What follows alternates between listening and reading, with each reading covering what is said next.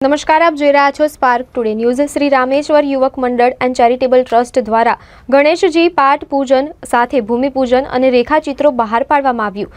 Ward number 9ના યુવા corporator Shrirang Rajesh આયરેના હસ્તે પૂજા કરવામાં આવી।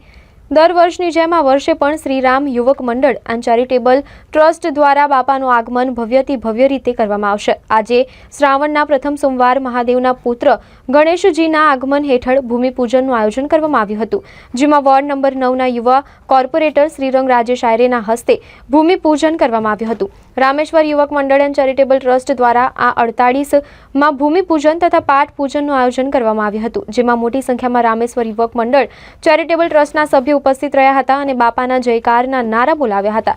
આ વખતે શ્રી રામેશ્વર યુવક મંડળ ટ્રસ્ટ દ્વારા દર વખતે બાપાનું આગમન કરે છે, ત્યારે ડિજિટલ સ્કેચ બહાર પાડવામાં આવ્યો અને આ શોભાયાત્રામાં મોટી સંખ્યામાં ગણેશ ભક્તોને જોડાવા અપીલ કરી। આ વખતે 4 સપ્ટેમ્બરના રોજ શોભાયાત્રાનું આયોજન કરવામાં આવ્યું, જે શોભાયાત્રા ઇલોરા પાર્કથી શરૂ થઈ નિજ મંડળ રામેશ્વર મંદિર પાસે પૂર્ણ થશે। આ શોભાયાત્રામાં ગણેશ ભક્તોને જોડાવા અપીલ કરી છે। વડોદરા શહેરના તમામ જે ભક્તો છે તેમને શ્રાવણ પર્વ નિમિત્તે, શ્રાવણના પ્રથમ સોમવાર નિમિત્તે સૌને ખૂબ શુભેચ્છા પાઠવું છું।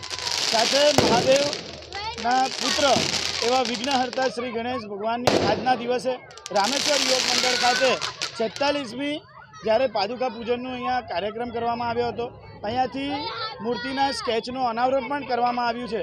આવનારા વર્ષની અંદર જે મૂર્તિ અહીંયા બેસાડવામાં આવશે તેનો અહીંયાથી સ્કેચ ડિક્લેર કરવામાં આવ્યો છે।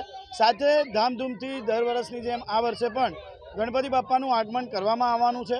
તો તમામ વડોદરા શહેરના તેમજ સુભાનપુરા અને પશ્ચિમ વિસ્તારના તમામ નગરજનોને તેમજ તમામ ભક્તોને આ શ્રાવણ પર્વ નિમિત્તે ખૂબ ખૂબ શુભેચ્છા પાઠવું છું।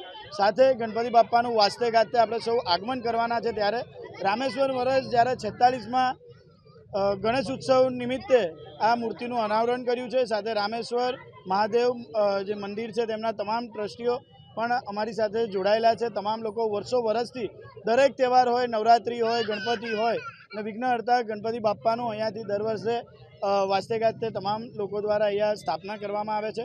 તમામ મંડળના અમારા પ્રમુખ જેવા કાર્તિકભાઈ ચૌધરી, તેમજ મંડળના પ્રશાંતભાઈ છે, બાબુભાઈ છે, પટેલ છે, એવા તમામ લોકોનો હું ખૂબ ખૂબ આભાર માનું છું કે દર વર્ષની જેમ આ વર્ષે પણ મને મૂર્તિના